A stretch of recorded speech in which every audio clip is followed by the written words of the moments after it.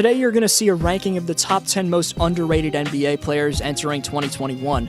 Even though their talents are extremely valuable, these players have received a complete lack of recognition from the NBA universe. This video shows you how they've been so overlooked and gives them their due respect. Stick around for number 1 because you'll find out who's the most underrated talent in basketball. If this is your first time here though, I'm Adam, this is D-Flow Hoops. If you're a basketball fan looking for rankings, stories, and predictions about the NBA, start now by subscribing and clicking the bell so you don't miss anything. 10. Nikola Vucevic. He's the only player in the league with an active streak of 25-plus double-doubles in 8 consecutive seasons, but Nikola's name is never brought up in a conversation about the top centers in the NBA. He doesn't have a single all-star caliber teammate, except for maybe Aaron Gordon, yet has led the Magic to back-to-back playoff appearances. If Orlando had more talent at their guard spots, then Vooch would have a lot more clout, but for the time being, the 30-year-old stretch big isn't getting the respect he deserves from the fans or media. He made the All-Star team in 2019, but was somehow snubbed in 2020, despite spectacular season averages. 9. Brandon Clarke. Memphis hasn't gotten a ton of respect overall for shocking the world in 2019-20 by getting into the play-in tournament when they were projected to be a 15-win team before the season. Brandon Clarke was specifically overlooked, though. His rookie teammate Ja Morant and the progression of his sophomore teammate Jaren Jackson Jr. got all the credit.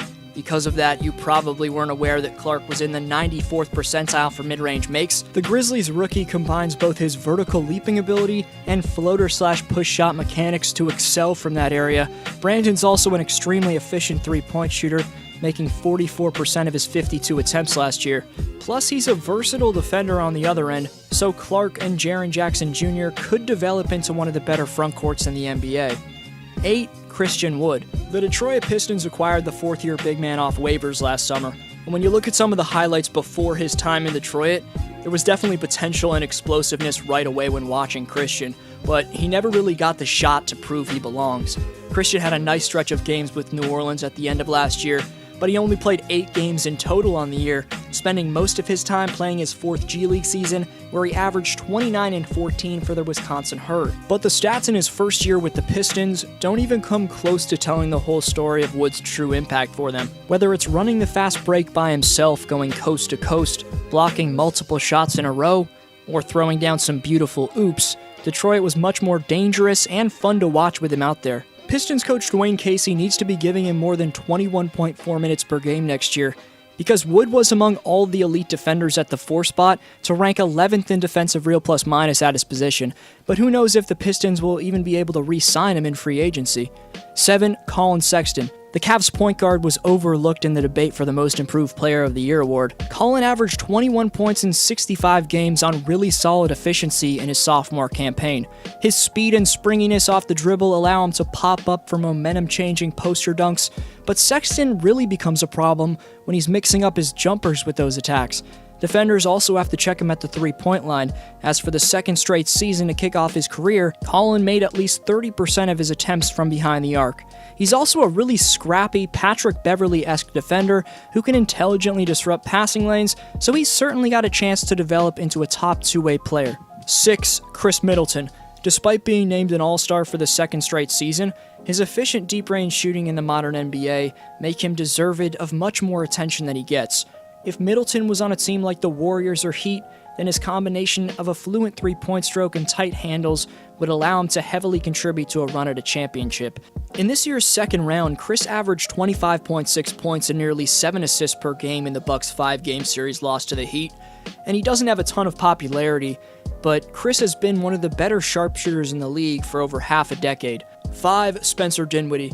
Opting not to play in the bubble didn't help his chances at getting name recognition, but Dinwiddie's dynamic scoring ability still doesn't get the love it deserves. The 27-year-old had a weird take on his role for the soon-to-be Durant and Irving-led Nets, saying this past October 18th, quote-unquote, "I viewed myself, if we were going to take the Golden State model, as kind of the Draymond Green." And that's really confusing when you think about it at first, because Spencer is a completely different player than Draymond, but then when you take a step back, you think, oh yeah, the value of Spencer's scoring in Brooklyn could have a similar impact as the value Draymond's defense had in the Bay. Uncle Drew, the Snake, the third option Caris LeVert, those guys are going to need another man to relieve defensive pressure, and the bench scoring of Dinwiddie should be exactly that next year. 4. Tim Hardaway Jr. He was battling a neck strain in these playoffs, but was forced to become the Mavericks' second scorer, with Luka's right-hand man Porzingis suffering a meniscus tear. With a scrappy Clipper defense game planning to stop him at a level he'd never been accustomed to, Hardaway Jr. still gave Dallas 18 points per game on very solid efficiency. Now imagine how well he's going to produce and how good Dallas will be once Tim's fully healthy and in his typical scoring role as the Mavericks' third option next to the Slovenian sensation and the unicorn. But those last two are really all you hear about with Dallas. I don't hear a lot of people talking about Timmy's contributions, but they're damn crucial to the Mavs' success. 3. Bojan Bogdanovic. Bojan was Utah's second 20-point scorer last year next to D. Mitch, but was forced to undergo season-ending wrist surgery on his shooting hand. That's always tough to bounce back from. But you can just ask LeBron James how good of a player Bogdanovic really is, as back in 2018, Bojan, with then co-star Victor Oladipo, got one win from upsetting the Cavaliers and barely lost in Game 7. Bogey played sensational defense on the King that entire series, but this past season, with his new squad in Salt Lake City, the 31-year-old was quietly averaging a career-high 20.2 points per game.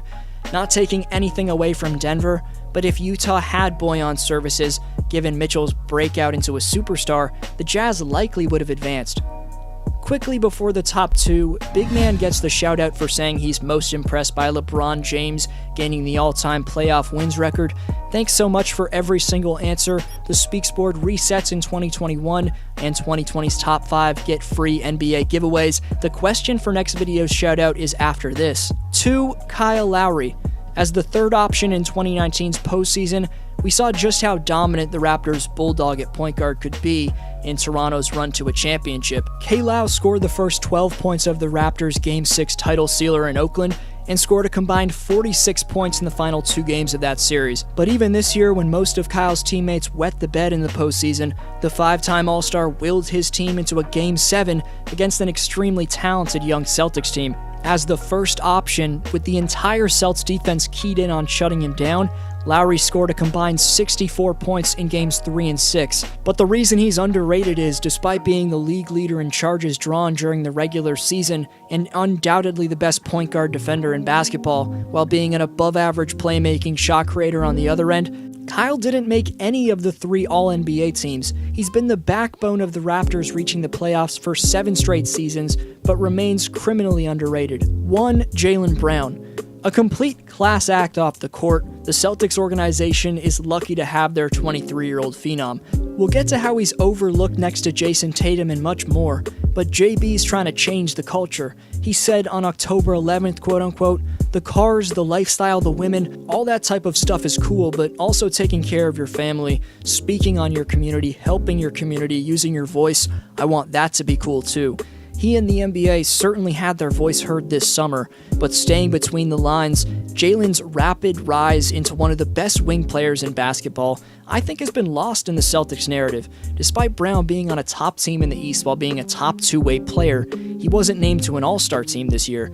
His co-stars Kemba Walker and most notably JT, Jason Tatum, receive all the hype, but Brown completely shut down Pascal Siakam in this year's second round, and then he went on to average over 23 points on 55% shooting from the field and a stunning 52.5% from three-point range in the conference finals. Boston may have come up 2 wins short of reaching the NBA Finals, but if you're a fan of one of the other East contenders next year, then Jaylen Brown's production on both ends should scare you. Let me know your favorite underrated player in the league down below, and let's be friends. Follow me on Instagram and Twitter at DFlowHoops. Keep watching some of my recent uploads, much more on the way. The draft and free agency are right around the corner, so get hyped, y'all. But this was DFlow, and I'll see you in next video.